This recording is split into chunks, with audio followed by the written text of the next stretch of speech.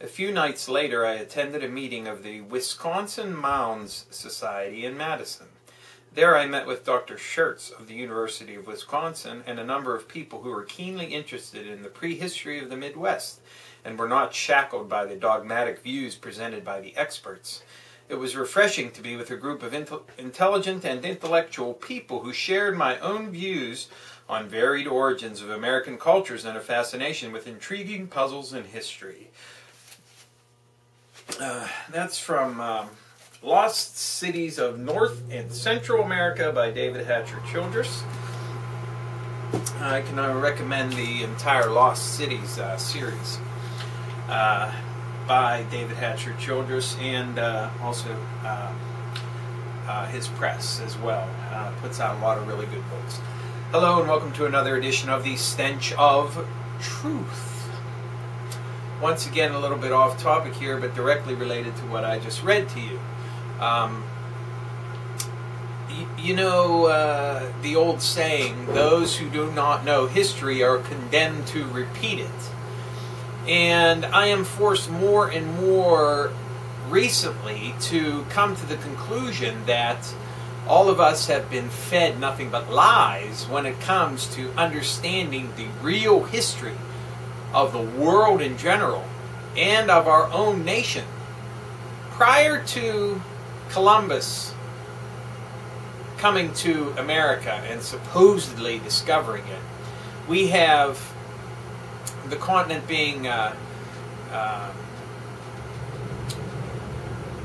inhabited by quote-unquote Native Americans that supposedly came over by the Siberian land bridge probably around the last ice age. Okay? But there are so many things in this country and so much evidence to support the fact that other people were here before those Native Americans eventually came to be Native Americans. All one has to do is look at the evidence and see for yourself.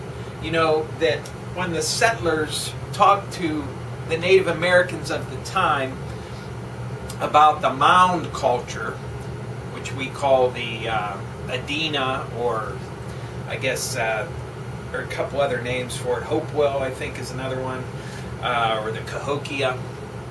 That the Indians said that these mounds were built well before they established the area, and of course there was a great deal of hoo-ha about the mounds and the fact that they represented something sacred or profane, depending on how you took it.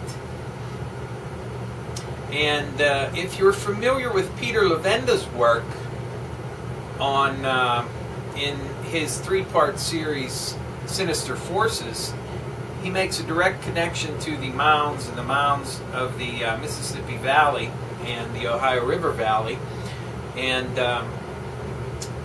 to sinister forces. And it is also a belief of a couple of other people you might want to check into. A man by the name of Andrew Colvin, called the Mothman's Photographer, who also believes that maybe the mounds themselves were meant to hold something in the earth. And I didn't even know until recently that Pittsburgh, Pennsylvania had mounds. It has one right now that was partially excavated, but is on private land that's owned by a company. And there's some efforts being made to try to preserve that site. But I didn't even know. I've lived here all my life. I didn't know. I was never taught this stuff in school. Nobody told us anything about the real history of what's going on in this country. There were people here before the Indians, and they had a civilization, and it was very far expanding. Some of these mounds, whenever they were excavated or partially excavated, contained people who were way taller than supposed Native Americans. They also contained mica, which is associated with South American pyramids and probably had to be imported a great distance in order to be put into what is supposedly just a grave, along with a whole bunch of other stuff, including writing, examples of which were supposedly removed from several mounds, even though they claim there was no writing amongst Native Americans. There were examples of writing, or at least symbols being used on discs that were found in a couple of these mounds. Now, that brings me back to what I said at the beginning. Those who do not know their past are condemned to repeat it. And we do not have a stinking fucking clue about our past, because it has been systematically and completely erased. It's almost exactly like 1984. They start very far in the past and they work their way forward. And it won't be too long before there's going to be a mythology surrounding things in the 20th century. Because once the people die off, the past is fair game. Because there's no one alive to tell you different.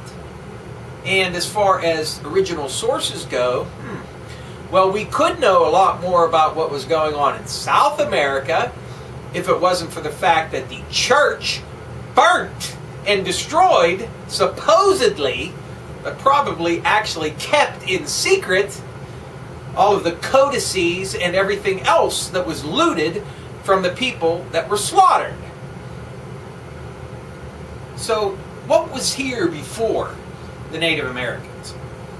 What kind of civilization was it? What kind of technology did they have?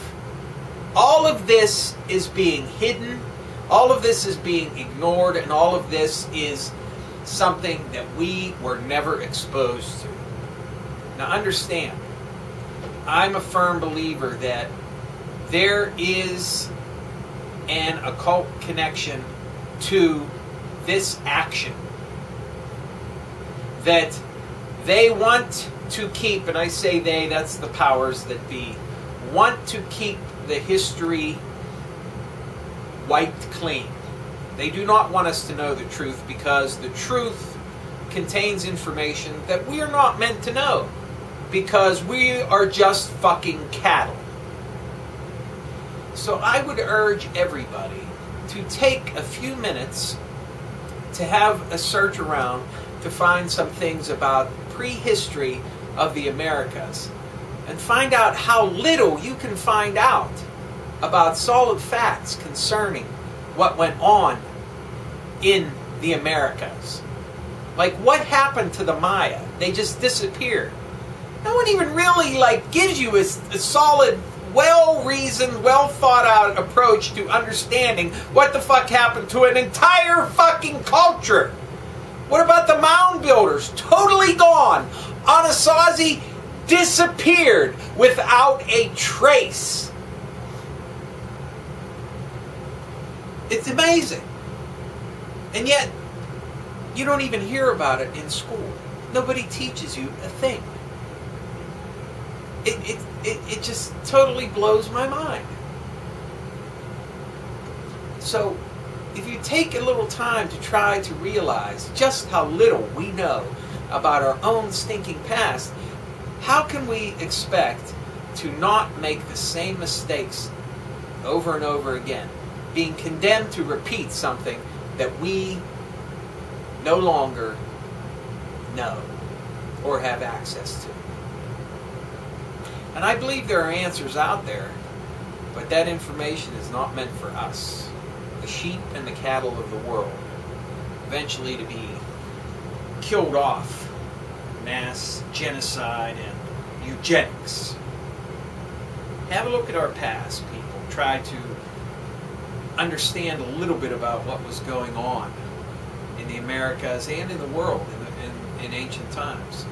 And you'll find that it's a really weird and strange, bizarre story, what little you can get.